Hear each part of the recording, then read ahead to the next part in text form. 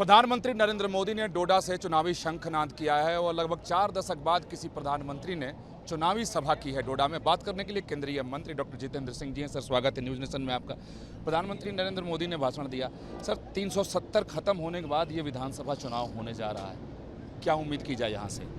बड़ी खुली फिजा में मुझे लगता है कि वो दौर जाता रहा जब 8-10% मतदान होता था और ये अपनी मर्जी से एमएलए भी बन जाते, एमपी भी बन जाते, सरकारें भी बन जाती। मैंने तो संसद में भी एक बार कहा था कि शायद कोई ऐसा कानून हो कि मिनिमम थ्रेशोल्ड, न्यूनतम वोटर टर्नआउट तय किया जाए किसी भी सांसद को सांसद होने की मान्यता देने के लिए। वो जहाँ लोकसभा में 18-20 लाख वोटर होता है, अगर 8% से कोई चुन करके आता है तो उसका रिप्रेजेंटेटिव कैरेक्टर ही नहीं है। अभी ये पहली बार हुआ जब मोदी जी ने डीडीसी के चुनाव कराए 2020 में 70-80% तक मतदान हुआ। हाल ही के लोकसभा चुनाव में लगभग औसतन उतनी थी जितनी देश भर में थी, 58%, 59%, 60%। पहली बार लोग खुल करके आए हैं। पहली बार लोगों ने चुनाव में वोट देने के लिए भी बाहर निकलने का मन बनाया और चुनाव में खड़े होने का भी मन बनाया। वो भी इनको चीज़ तरसा रही है कि इतने सारे कैंडिडेट क्यों हो गए। भाई, this is the festival of democracy. यही तो होता है प्रजातंत्र का उत्सव, क्योंकि इनको आदत पड़ी है उस ज़माने की। एक कैंडिडेट खुद खड़े हो गए, 8% वोट डलवाए, बाकी नॉमिनेशन रिजेक्ट किए और इलेक्ट हो गए।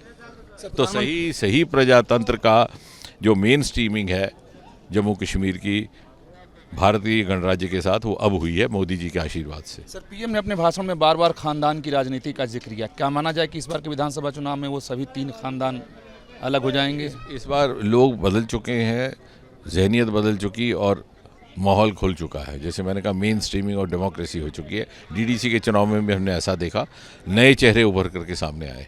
सर, अंतिम सवाल कि जिस तरीके से कांग्रेस और एनसी का गठबंधन हुआ और उन लोगों की तरफ से जो बयान दिए जा रहे हैं, क्या मानते हैं कि उसे लामबंदी करने की कोशिश की जा रही है या फिर पिछले दौर में लौटाने की बात उनकी तरफ से की जा रही है? उस अलायंस को हम बहुत गंभीरता से लेते नहीं, क्योंकि ये अलायंस पहले भी था।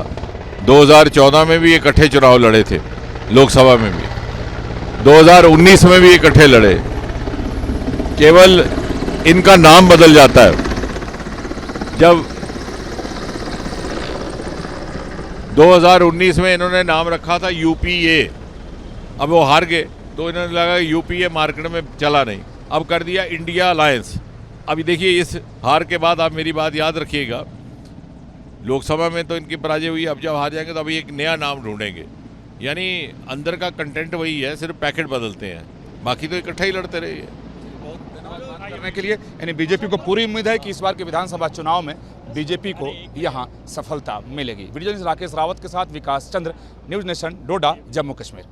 न्यूज़ नेशन अब व्हाट्सएप पर खबरों के ताजा अपडेट के लिए न्यूज़ नेशन के इस QR कोड को स्कैन करें।